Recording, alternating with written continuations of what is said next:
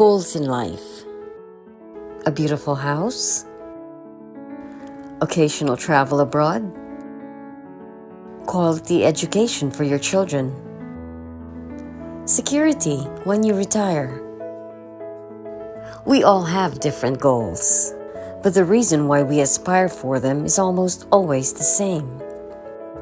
A happy, comfortable, and secure future, either for ourselves or our loved ones. Unfortunately, most people forget that building one's financial security requires careful planning. They prefer to leave things up in the air or simply decide to act when it's too late. It's like running a race without a finish line, always living in uncertainty. They remain in financial limbo. The question is, will you let your future and your family's security hang in the balance? Or will you do what's necessary within your means to secure your goals? The good news is, it's never too late to start planning. Everything starts with knowing what you want. Most people initially look to their children's education and their own retirement when thinking about their future. Definitely, we need to plan for these. But did you know that the first step in financial planning actually begins with establishing the foundation of protection? Consider this. When you suddenly encounter unexpected events, such as losing property by fire or accident, getting seriously sick, or worse, getting taken out of the picture, how much do you think will this affect your plans for you and your family? You can be the best saver and the best investor, but if you're faced with these unexpected situations, all your savings and investments may be wiped out. And what about the possibility of losing a job or failing in business? It may take months or even years to get back on your feet. How can you maintain your lifestyle or continue providing for your family if such a setback happens? These are the unexpected challenges we must all prepare for. But you may wonder, how will I accomplish this? Can I even afford securing myself and my family? You may have even applied the simple equation of subtracting what you want from what you have, and the number you're getting is in the negative. So how do you bridge that gap? If there's any one strong force behind what you do, it's the hope of having a secure future. We welcome everybody to our basically second podcast na natin to. Oo, second na natin. So let's welcome everyone to our Well Well said. Said.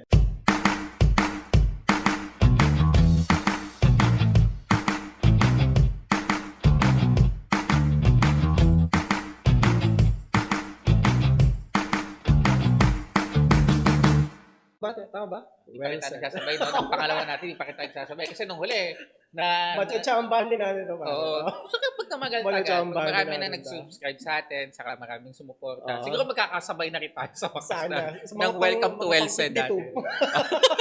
Mga 52nd episode Mga natin. gano'n, no? Well, maraming munang salamat sa mga nanood sa atin sa more than 30 minutes namin pagkukwentuhan yung mga tagal Oo, pa nga. grabe. Oh, pero nung naano ko siya, it was really nice na parang suabe. Natuwa ako sa isang comment simple pero may natutunan. So, we're happy na may ganun kaming feedback. Thank you po. And because of that, we will try to be better ngayong araw natin. And we'll do our best every single day. And we'll always be praying na maging better kami para sa inyo, 'di ba? We can give you hindi lang right content or proper content, pero yung advice or info na akma para sa inyo or yung fit talaga sa bawat sitwasyon ng buhay na mayroon kayo. Right. Pre, alam ko basketball junkie ka. Diba? Gano'n ka na ba katagal naglalaro ng basketball? Simula nung ko nasa chan pa lang ni Mami. Mag-basketball na ako doon. Naglagay din ako ng court sa chan ni Mami ko eh. Hindi, kidding aside. Siguro mga 6 years old ako or 5 years Right. old. Basta Na-inlove ka talaga dun sa sports, no? Oo, parang nasa preschool pa lang ako or nursery ba? Ano ba una? Nursery, kinder, no? Tapos, hindi ko na maalala. prep. Prep yata. Kinder. Mga Mga ganun. Kinder. Kasi nursery, grabe naman. grabe Tagal mo kinder, nang ngayon, anong position yung nilalaro? Position ko, number 1 sa buffet. Hindi yun. Yung basketball talaga. Basketball na. Basketball, Kasi before, gusto ko talaga point guard and shooting guard. Pero ngayon, parang, syempre, as we age, or we are becoming a role player already. Point na lang, wala lang guard. Point na lang, wala. Points na lang tayo. Sa defense, ganyan. Pero it's really more on being a wingman. So, syempre, spreading the floor, di ba? Hindi pwede kasing lahat nasa loob. Yeah. So, this is for offense. For offense. Sa defense. For defense talaga, lalagay ko talaga yung mukha ko sa harap mo. Masiko man ako, hindi. Lalo nung naka-braces ako. Right. Pero, natanong ko kasi yan, bro. Kasi naalala mo yung nanalo yung Cavs sa Golden State. Grabe Yung yun. 3-1 tapos nakabalik. 3 straight na 20, yun, di ba? 2016. 16, Cavs team.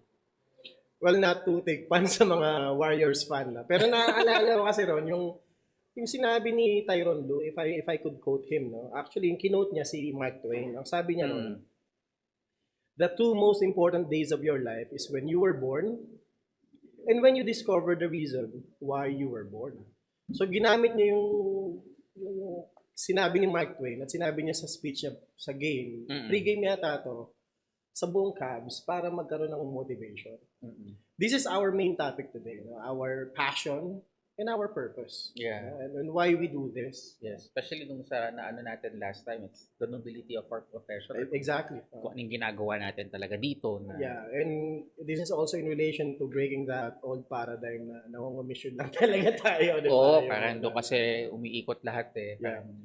So, to get the ball rolling once again, ano pong passion mo sa buhay, bukod sa basketball, of course? Ako, passion ko, siguro I've found my passion here in this industry. No? I mean, before kasi, when I graduated from college kasi, parang ang main reason lang naman natin kung bakit tayo nag-aral is para magkaroon ng magandang trabaho, magkaroon ng sweldo, di ba? Para panggastos sa sarili natin or sa family natin.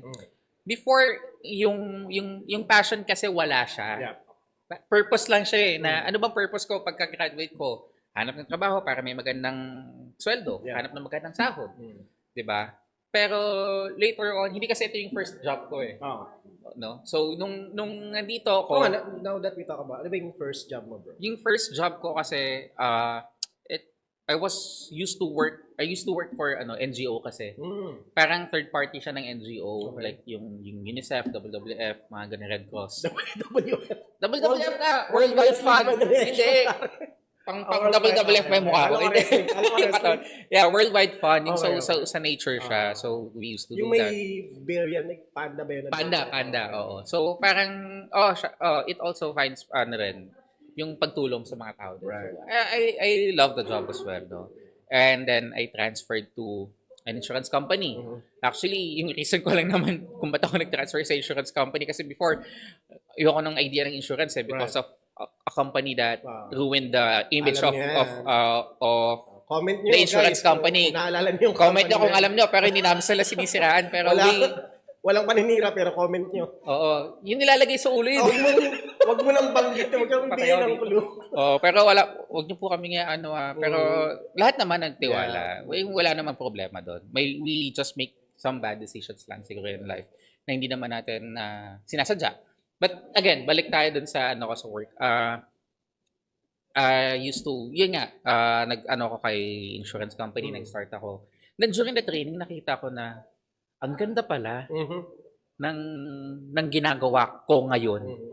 Kasi you became passionate about it. Yes, kasi you get to help people eh. You get to educate people. And at the same time, you're earning. I was an employee before back then, nung sa insurance na nag-start ako. Pero ang ganda eh, kasi nakakatulong ka sa tao, na-open mo sila sa idea na yung insurance naman is not a scam or na hindi naman siya totoo, pero it helps your family eh. Right. And at the same time, yung sa investment din part, di ba, na before, puro life insurance lang, ganyan. Ngayon, kasi may mga investment na rin tayo. So in the long run, I mean, hindi ko alam, actually, nagulat niya ako na 10 years ko na pala siyang ginagawa. I mean, Ako, I've never imagined myself being in a different company or trabaho. Yep. Siguro kung may trabaho kong iba na hindi related sa insurance, I will still also be doing this. I mean, part-time insurance advisor or financial advisor. So, Hindi ka aalis, no? hindi ako aalis dun sa bagay na natutuwa ako, na nandito na yung passion ko, na I really love and like to help people talaga on how to really secure their finances. And kasi ano na yan eh, hindi lang sa isang tao yan eh. Yeah. It will become a Yan, legacy sa kanila kasi kasama yung Legacy yan, family eh. legacy building yan. Totoo. Ang ganda nung sinabi mo, no? It's so ramdam ko talaga yung passion mo, pare. Ano ba yun? Butik na nga ako umiyak. Parang ano eh, sabi ko, buti walang tumulo dito. Wala pa naman tayong tissue dito eh. Hindi, ramdam ko yung passion mo. In my case, well, returnee ako, no? From Saan ka ba before? And matanong ko bakit yung ka, ano nga, di ba, yeah. nag-blue ako, tapos BPO, tapos Yeah. ngayon, Oo. dito. Ako, ang pinaka-passion ko, basically, unahin ko yung, aside from the work itself, no, is to be a better husband and a better father. It's a tall task, obviously. Wala Yeah. namang book for it, di ba? Totoo. And you can only rely on other people's experiences who will advise you of things, di ba? Kung paano mo maiiwasan nagkamali silang ganyan decision, may nasabi silang ganito. Pero most importantly, in connection sa topic natin, in the finance aspect of things, di ba? And I think this job that we had chosen, which is also a business, is much more of a significance pag pinag-uusapan tong passion natin. Kasi it's very purposeful. Doon na binanggit mo, no? It's a legacy building type of thing, and with which hindi lang talaga ikaw, baka mamana pa nung anak nung apo mo. Oo. Diba yung mga mapapakinabangan dito sa mangyayaring eventualities of things. However, siguro magandang pag-usapan din natin, ano ba yung kaibahan nun? Ano ba, kailangan ba passionate and purposeful ka? Or purposeful ka na passionate? Or ano ba nun para sa'yo? What do you think? Ako, for me yung purpose kasi, madali lang yan eh. I mean, lahat naman tayo may purpose sa buhay eh. I mean, yung purpose mo, bakit mo ba ito ginagawa? Yeah. Bakit mo ba siya gagawin? Kasi for you to earn. Pero paano kapag napagod ka na? Right. Saan mo nakukuhanin yung reason kung bakit mo siya gagawin? Siguro may reason tayo para sa family, Ganda ng point na yan, ganyan. pare. Pero if you are going to be passionate about it, it will really drive you eh. It drives you to be, alam mo yun, be more purposeful. Di ba? Kaya I always salute yung mga blue collar job work, mga workers natin. Let's give an example, perfect example sa araw-araw. Ano na lang, yung nagtinda ng mais, nagtinda ng fish ball. Napaka-passionate nila talagang, hindi ko malagay sa context kung paano ko sila sasabihin na pare bilib ako sa'yo. Just to add up lang, pati yung mga, have you seen those traffic enforcers before Diba? na nagsasayaw? Di ba? Ginagawa nila yung trabaho nila, pero sobrang sarap nilang tingnan. Na, sabi, ito, tingnan mo, ano lang sila, nasa gitna ng kalsada, tag-araw, tag-ulan, umulan, bumagyo, nandun sila. Hindi ka na ba ngayon? May nakikita ka pa ba? Wala nga eh. Dancing policeman yun. Pero before, di ba, nakakatuwa. And siguro kung if you are really grateful enough, you'll be grateful for the job that you have right now eh. Na ito, magkano lang kinikita nila, pero they're still enjoying their job. Eh. Di ba yung naalala mo pagka may kliyente tayong, sabihin na natin hinahabol. Umulan, bumagyo, dahil nagsabi sila na punta tayo rito. Punta tayo. That's how passionate we are. Because yung purpose natin doon is, syempre, to do our job, to do our basic duties. But most importantly, yung goal natin to have them assisted eventually. Di ba? And yung collision ng purpose and passion, nandun eh. Sa kahit na naman sigurong trabaho, whether you're pang gabi, pang umaga, or if you find the passion to do so, and if you know your purpose on each and every goal sa sinet mo sa sarili mo, magsasama talaga sila eh. Totoo. And I guess sa mga naging successful sa insurance industry, these are the two main characters. Probably virtues na nga. Na they are always armed with the never-ending denials. Yes. The never-ending excuses para hindi mo makipagkita sa'yo. Totoo. But you stick to your purpose because you're passionate in doing... Can you also share a time or two na nagkaroon ka ng ganun? Yung akala mo, an hour na lang, magkita na kayo, tapos bilang cancel. Actually, many times na nangyari na sa akin. No? In your 10 years, no? Many times. Actually, nandun na ako sa venue, no? So, I live in Paranaque nga pala, no? And then, meron akong client sa Valenzuela. So, imagine niyo no? Valenzuela yon. Pakanaki ako. Wala pang Skyway Stage 3 noon. So imagine niyo kung saan ako doon. Tapos Boulevard. Actually, hindi ko na nga alam kung saan ako. Nag-Skyway ako, tapos Quirino, yung dulo. Serious tapos, main niya, tapos parang yung Skyway papuntang pier ba yun? Basta yun, yung banda, sa port. Yun. Imagine niyo yung layo, tapos only to find out na saan na yung kliyente ko, hindi na ako kinakausap. Sabi Pero ko, did it veer you away from your passionate character? Or? surprisingly hindi. Alright. Bakit naman? Kasi, madi-disappoint ka. It's a normal, it's Natural yun natural, at saka initial reaction mo, na nakaka-bad trip naman ang layo-layo. Nag-gas ako, nag-toll ako, hindi naman biro yung ginagawa ko. Diba? And hindi ko naman kukunin yung pera niya. Diba? Pero at the end of the day, it's how you respond to it Yeah. Kasi hindi mo naman, you cannot control the people around you or everything that's happening around you. The only thing you can control is always yourself. Right. How are you gonna respond to those situations? Yeah. Ako naman, again, I have a good purpose naman Yes. So hindi ako totally na nag-dwell dun sa negative feeling na maganda naman intention ko. So bakit ako sasamaing loob? Parang inisip mo ba, parang tatambay yung sama ng loob. It's your loss, not mine. Ganun ba inisip mo? Yes, oo. Hindi naman sa pero it's not me, it's you. Diba? Hindi, pero diba, ano mo lang talaga, kapag grateful ka naman talaga sa ginagawa. Now that we're mentioning about these characters and your traits na pinakita mo nung nagkaroon ka ng ganung some kind of debacle. So, as insurance professionals, these are probably top 2 characters na meron ka. Yeah. What else do you think, aside from these 2, na dapat meron tayong character as an insurance professional? Ako kasi, bukod sa passionate and purposeful ka, dapat, siyempre, persistence. Puro yata P yun, passionate, Puro P, purposeful. triple P. Siyempre, kailangan di ba, yung persistent ka. Baga sabi nga nila, persistence oust resistance. Di ba? Baga, sa kulit mong niligawan, sa 10 taon mong niligawan, sasagutin ka rin yun eventually. Di ba? Baka naman, di ba? Yeah. So para sa akin, yung as long as nandun ka, nakikita ka, visible ka, you're not difficult to communicate with, you will get that, no? So in your case, what do you think are sige nga, try mo nga another P nga, sige nga. Another P? Hindi, kung hindi mo kayang P na lang. P, letter P. Okay. Yung letter P, actually, habang mayroon na ako medyo nawala lang bigla sa na-drive away ako. Pero P is, you have to be, you do not have to pretend na you know everything. Just be natural lang. Ako being natural, or kung sino ako as a person, kung paano ako talaga as a person, ganun din ako sa trabaho. Right.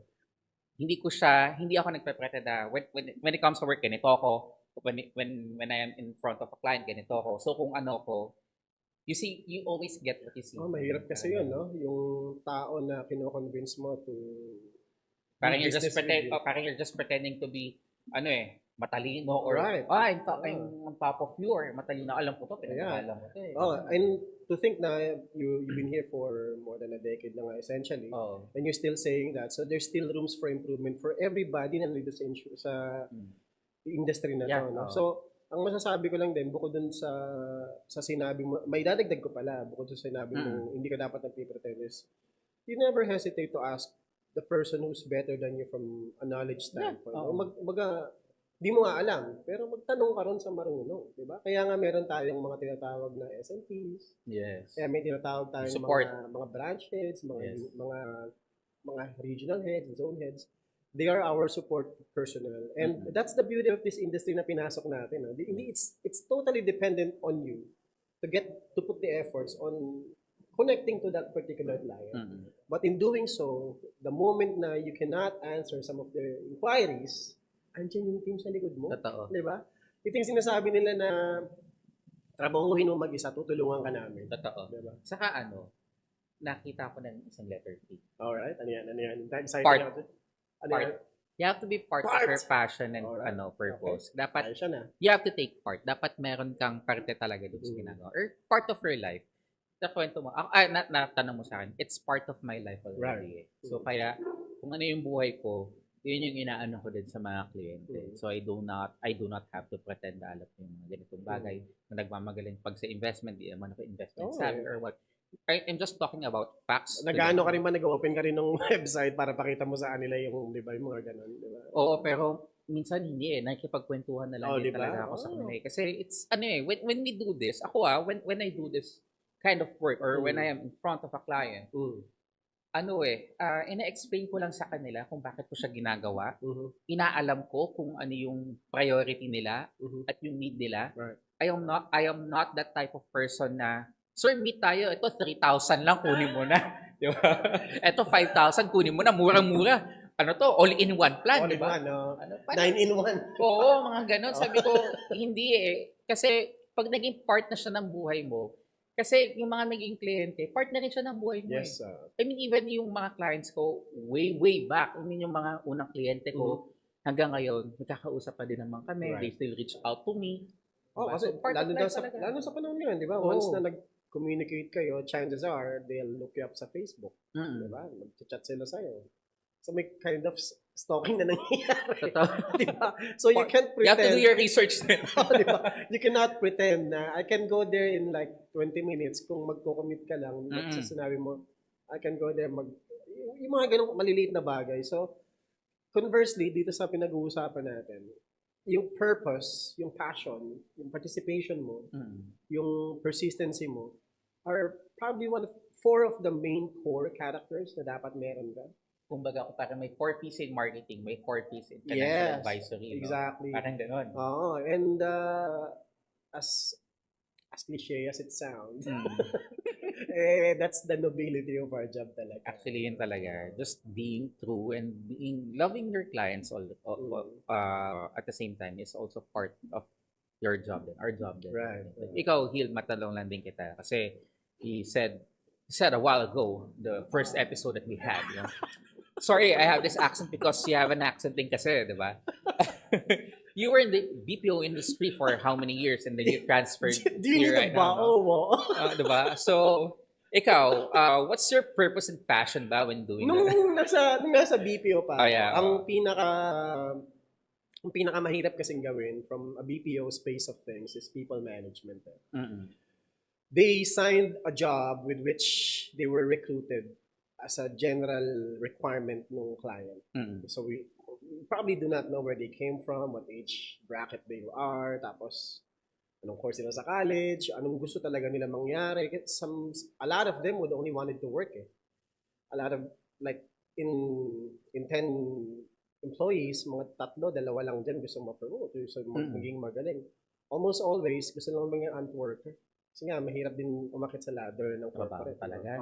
Kayod kung kayod. So, naging passion ko na maging people manager.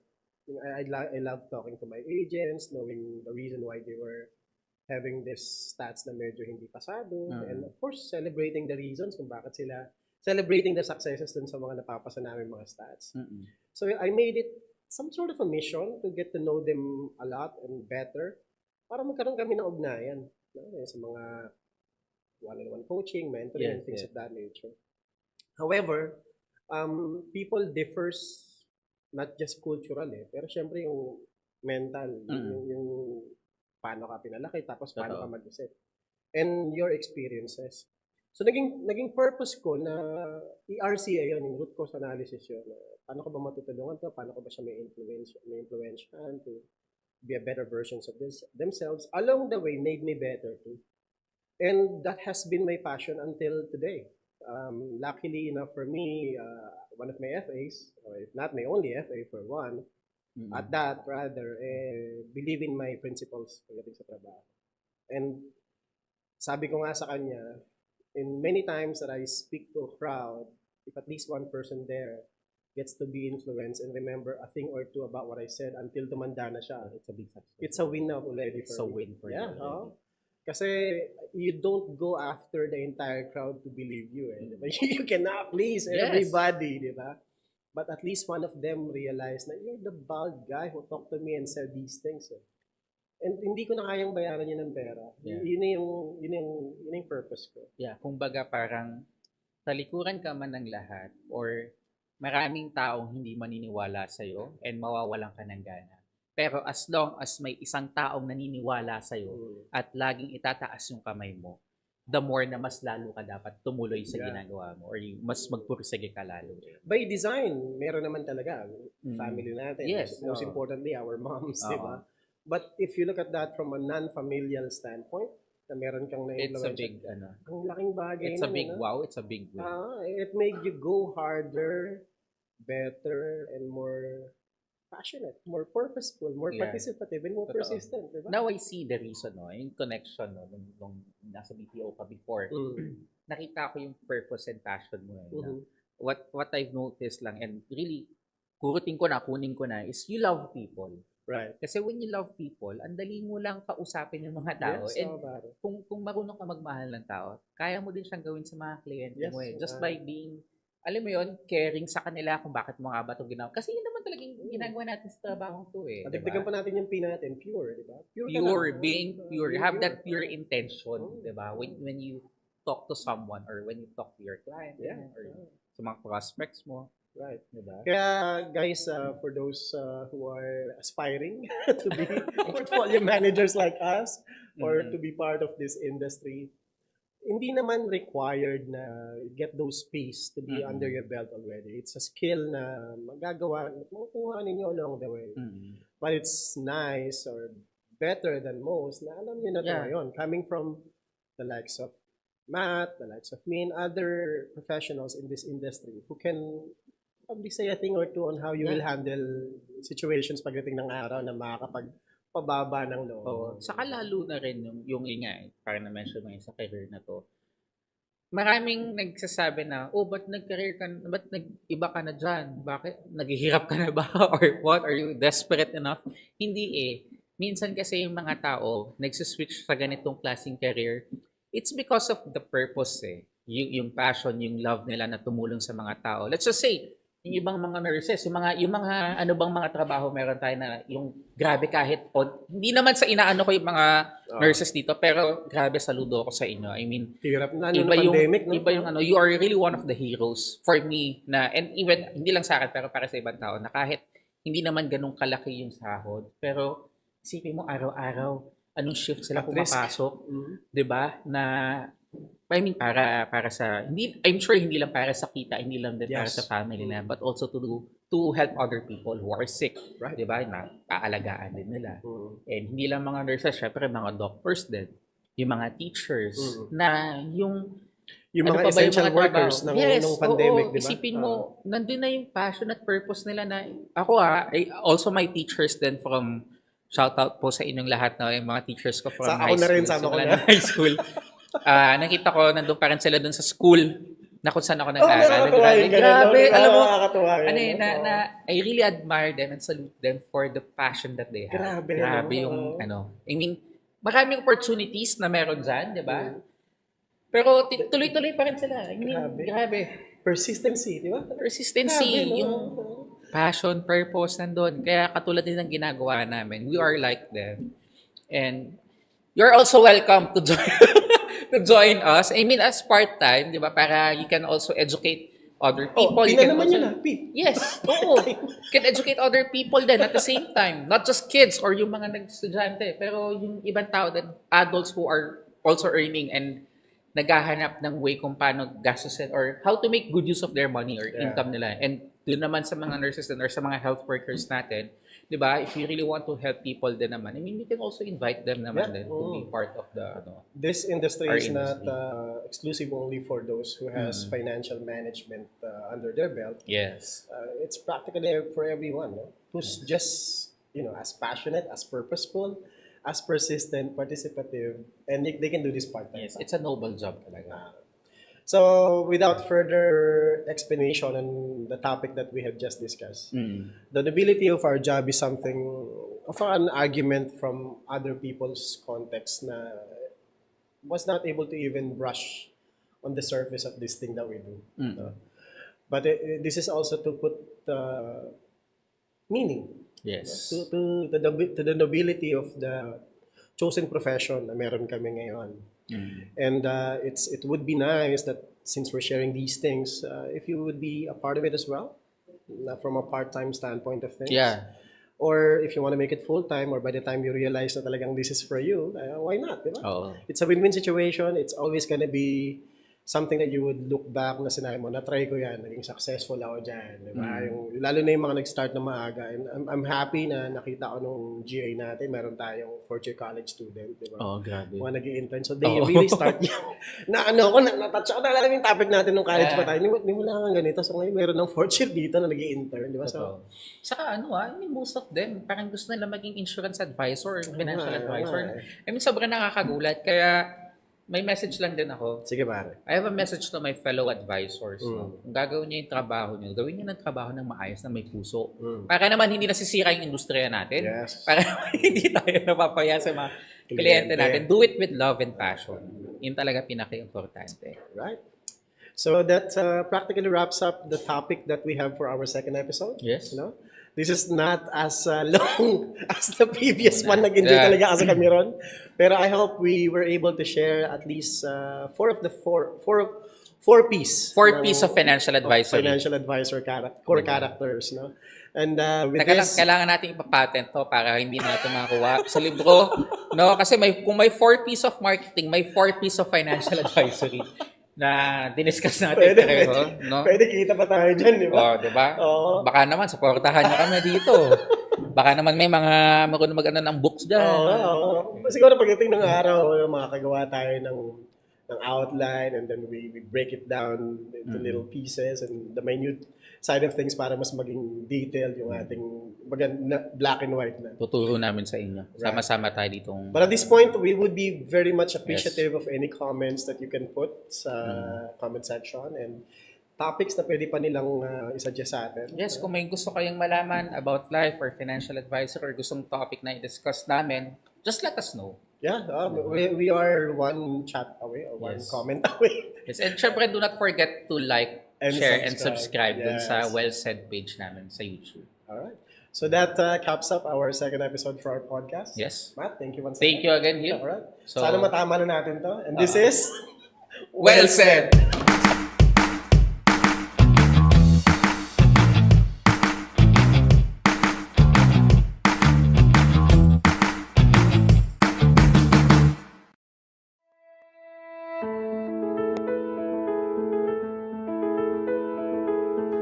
What are your goals in life? A beautiful house? Occasional travel abroad? Quality education for your children? Security when you retire? We all have different goals, but the reason why we aspire for them is almost always the same. A happy, comfortable, and secure future, either for ourselves or our loved ones. Unfortunately, most people forget that building one's financial security requires careful planning. They prefer to leave things up in the air or simply decide to act when it's too late. It's like running a race without a finish line, always living in uncertainty. They remain in financial limbo. The question is, will you let your future and your family's security hang in the balance? Or will you do what's necessary within your means to secure your goals? The good news is, it's never too late to start planning. Everything starts with knowing what you want. Most people initially look to their children's education and their own retirement when thinking about their future. Definitely, we need to plan for these. But did you know that the first step in financial planning actually begins with establishing the foundation of protection? Consider this.